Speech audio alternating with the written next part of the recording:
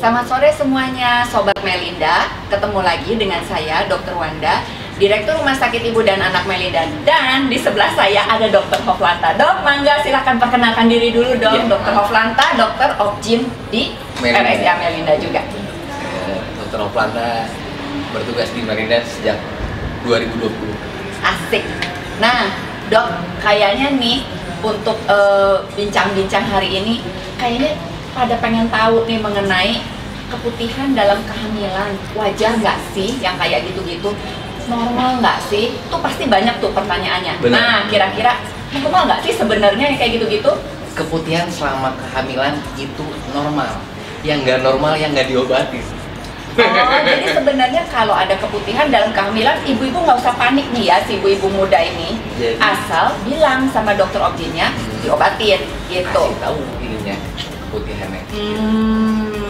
Yang gimana sih diwaspadain yang kalau yang bahaya atau enggak gitu loh?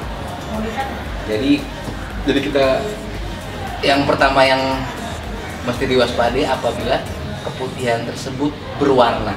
Itu yang paling pertama banget. Bening itu tidak berwarna, tapi berwarna putih, kekuningan atau kehijauan bahkan. Satu warna, yang kedua berbau. Ya. Warna Dan bau, karena ada perubahan warna dan perubahan aroma, tentu pasti ada kumannya. Ada sesuatu ya dok ya, gitu. kita mesti waspada itu. Betul. Oke. Terus ada lagi nggak dok? Jadi dan rasa gatal biasanya. Oh oke. Berarti udah Jadi mengganggu ada banget rasa, ya. Karena wajar ketika hamil terjadi keputihan wajar karena pH itu berubah banget.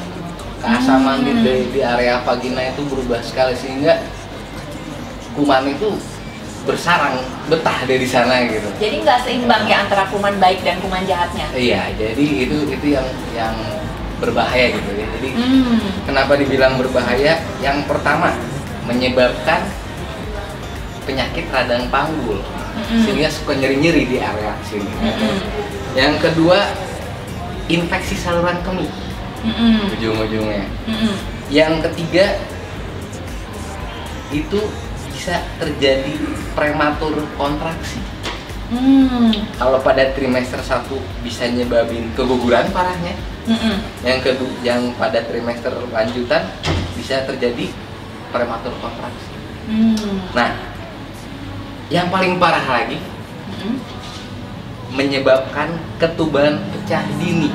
Penyebab paling sering ketuban pecah dini itu ya keputihan tersebut gitu. Jadi sebenarnya bahaya juga dong dok ya? Sangat bahaya sekali gitu. Ini ibarat dinding jerawat ya, terinfeksi, lama-lama tipis-tipis pecah. Begitupun selaput ketuban gitu. Jadi benar-benar mesti sangat diwaspadai ininya tentang keputihan tersebut. Gampang sebenarnya kalau misalnya kita mau waspada. Jadi setiap habis memakai celana dalam seharian, sebelum memasukkan ke cucian, perhatikan dulu dasar celana dalam itu warnanya. Berubah nggak dari tadi pagi yang diambil dari lemari? Kalau ada perubahan warna, basah sedikit aja, aroma juga berubah, itu pasti ada something.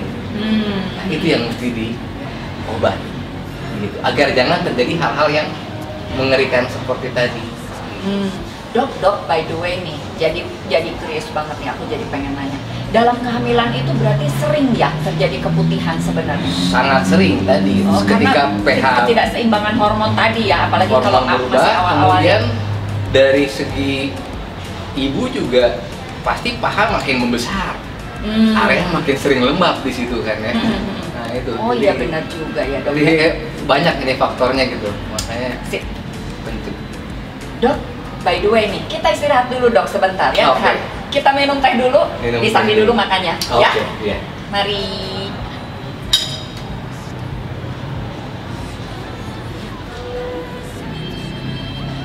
Dicoba dulu nih dok, Iya. buatan kitchen kami. Kitchen.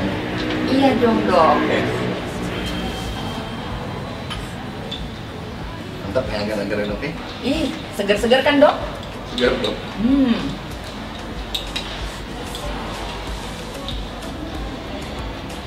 putih tapi warnanya jadi inget pembahasan hari ini. Nah, kayak gini Sama warnanya, ya? keputihannya.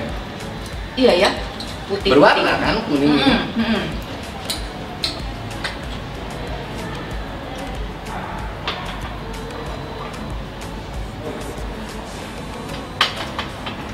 Oke dok, mari kita lanjut lagi ya dok. Oke dok. Kayaknya tadi masih ada lagi yang mengganjal sih dok. Berarti kalau cukup sering nih ya dok ya, tapi bisa sembuh kan dok? Bisa sembuh. Nah, sebelum kita berbicara sembuh, tentu itu lanjutannya ke pengobatan, bener ya dok ya? Sebelum Soalnya pengobatan setahu aku kita kan harus kalau orang hamil tuh kan bisi obat-obatnya kan harus yang tertentu. Betul. Atau gimana? Nah, kira-kira gimana tuh dok? Jadi sebelum ke pengobatan kita ke pencegahan dulu kayaknya dok. Oke sip. Ya, Baiklah dok. Jadi yang pertama, yang paling penting kita harus menjaga bulu kemaluan itu panjangnya selalu 0,5 sentimeter. Pakai gunting, jangan pakai silet, jangan di wax. Ada pori-pori, malah jadi sarang kuman ntar. Oh, Harus 0,5 senti nah, jaganya. Itu saya baru tahu tuh dok. Sepele kan? Iya. Sepele. Yang kedua, Berarti pakai gunting ya dok ya? pakai gunting. Atau trimmer boleh kan, bisa di setel. Tapi Inciannya. jangan sampai membuat pori-pori itu ya dok luka, ya? sarang kuman jadinya. Kemudian arah cebok juga itu nomor satu paling penting. Dari depan ke belakang. Jangan diusap lagi dari belakang ke depan. Itu masukin kotoran dari Betul. anus ke kemaluan. Jadi arah itu paling penting. Yang ketiga ini yang paling sering banget.